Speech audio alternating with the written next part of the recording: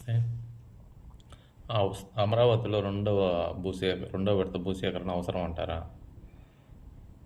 ఇప్పుడు ముందు తీసుకున్న వాళ్ళకే కౌలు ఎన్నో కోట్లు, వందల కోట్లు అవుతా ఉన్నాయి.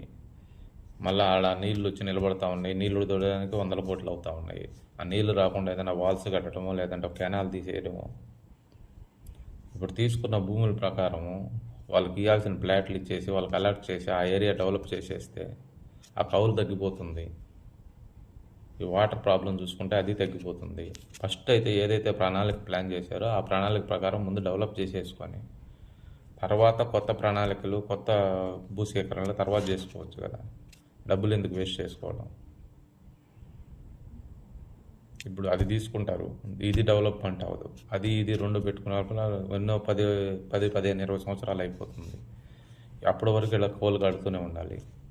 అంటే ఇది గవర్నమెంట్కి, కూటమి ప్రభుత్వంలో ఉన్నాం కాబట్టి ఇది గవర్నమెంట్కి వ్యతిరేకంగా మాట్లాడటం కాదు. మీ అంత నాలెడ్జ్ మాకు లేకపోవచ్చు. ఏదో మంచం ఉన్నంత వరకే కాలం ముడుచుకోవాలని సామెత ఉంది. ఆ విధంగా మనకి ఆల్రెడీ ఆర్థిక పరిస్థితుల్లో ఉన్నాం మనం.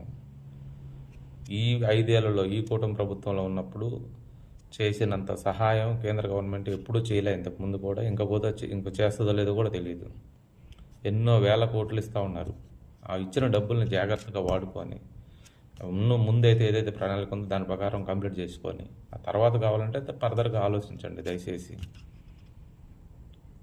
మీ ఐడియాలు, మీ ఆలోచనలు, మీ విజనరీ అన్నీ బాగుండొచ్చు, కాదనడంలే.